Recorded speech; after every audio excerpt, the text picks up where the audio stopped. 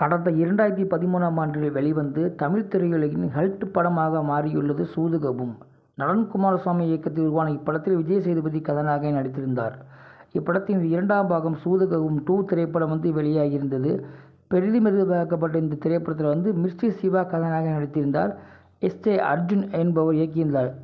இப்போ இந்த படத்தை பற்றி பார்த்தோம்னா 2013ஆம் ஆண்டில் ஆள்கடத்தல் செய்த தாஸ், அதாவது விஜய் சேதுபதியுடைய கேங்குக்கெல்லாம் முன்னாடியாக இருக்கிறவர் தான் இந்த குருவின் கேங், அதாவது சிவா. சட்ட சிக்கலால் பணத்தை கொள்ளையடிச்சு சிறையில் செல்கிறார் குரு. நிகழ்காலத்தில் அவர் சிறையிலிருந்து வெளிவர மீண்டும் தன்னோட கேங்கோடு சேர்ந்து ஆள்கடத்தல் செய்ய தொடங்குறார். இதே காலகட்டத்தில் நிதியமைச்சராக பல சொத்துக்களை குவிச்சிருக்கிறாரு அருமை பிரகாசம், அதாவது கருணாகரன். அவர் ஒரு கட்டத்தில் ஒரு ரிவெஞ்ச் காரணத்துக்காக அருமை பிரகாசத்தை கடத்த நினைக்கிறார் குரு. அதற்காக அருமையாக ஒரு பெரிய அரசியல் சிக்கலில் மாட்டிக்கிற அவரே தானாக குருவின் வலை விழுகிறாரு. அதுக்கப்புறம் என்னென்ன கலவரங்கள் நடக்குது அப்படிங்கிறது அந்த படத்தோட கதை. சூதுகவும் படத்தோட அதே டெம்ப்ளேட்லேயே ஒரு கதையை ரெடி செஞ்சு அதுக்கு முன்னும் பின்னும் அது ஒரு சூதுகவும் கதையை இணைச்சி இல்லை புரியல இப்போ எக்கச்சக்க முன்பின் கதையை இடியாப்ப சிக்கலாக்க மாற்றி சூதுகவும் 2 படத்தை தந்திருக்கிறாரு இயக்குனர் எஸ். அர்ஜுன். போன பாகத்தில் பார்த்தீங்கன்னா ட்ரேட்மார்க் கதாபாத்திரமான விஜய் சேதுபதியோட தாஸ் கதாபாத்திரோட குருவாக தான் மிர்ச்சி சிவா இருக்கிறாரு. ஆனால் அந்த கதாபாத்திரத்தில் அவர் நம்ம விஜய் சேதுபதி ஏற்படுத்தின தாக்கத்தில் ஒரு சிறிதளவு கூட இந்த கதாபாத்திரம் இல்லைன்னே சொல்லலாம்.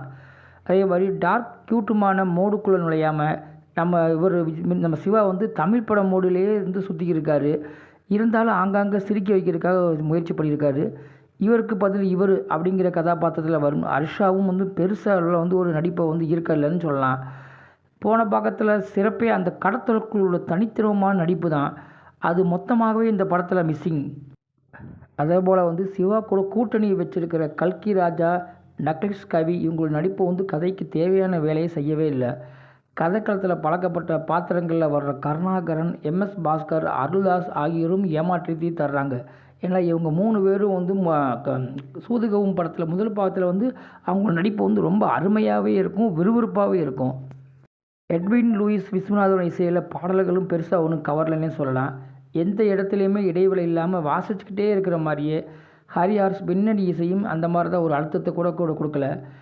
அதே 2013ஆம் ஆண்டு பாணியிலான ஒளியுணர்வை கடத்தியிருக்கும் கார்த்திகே தில்லையோட ஒளிப்பதிவு யாரை நம்ம பின்தொடர்னே தெரியாமல் ஒரு குழப்பத்தை ஏற்படுத்துது. கடத்தல் காட்சிகளும் அதனால் ஏற்படுற விளைவுகளும் எந்தவித நோக்கமுமே இல்லாமல் அப்படி புஸ்வானமாக ஆகி போயிடுது. இந்த சூதுகவும் 2 படத்துடைய முதல் நாள் வசூலை பற்றி பார்த்தோம்னா தமிழ் சினிமா உலகிலே அகில உலக சூப்பர் ஸ்டார்னு ரசிகர்களாக கொண்டாடப்பட்டு வர்ற நம்ம மிர்ச்சி சிவா இவரோட நடிப்பில் ஒரு படம் வெளியாதுன்னு சொன்னால் அது கண்டிப்பாக மக்களை என்டர்டெயின்மெண்ட் பண்ணணும்னு நம்பி இந்த படத்தில் முதல் நாள் ஒரு நல்ல வசூலை கொடுத்துருக்குன்னே சொல்லலாம். அது மட்டும் இல்லாமல் சூதுகவும் படத்துடைய முதல் பாகத்தோட தாக்கமும் நமக்கு அதிகமாகவே இருக்குது. அதனாலேயே இந்த படத்துக்கு எதிர்பார்ப்போடு தான் படத்துக்கு வந்தாங்க. அதனால் முதல் நாள் வசூல் மட்டும் கிட்டத்தட்ட 45 லட்ச ரூபா வரைக்கும் வசூல் செஞ்சுருக்குது. இவரோட படத்துக்கு ஒரு நல்ல முதல் நாள் வசூலாக இருந்தாலும் கூட இந்த படம் இப்போ இருக்கிற லட்சணத்துக்கு கண்டிப்பாக இனி வரும் நாட்கள் எப்படி வசூல் செய்ய போகுதுன்னு தெரியல. மேலும் இது போன்ற சினிமா தகவல்களுக்கு சகானா சூர்யா சேனலை சப்ஸ்கிரைப் செய்யவும்.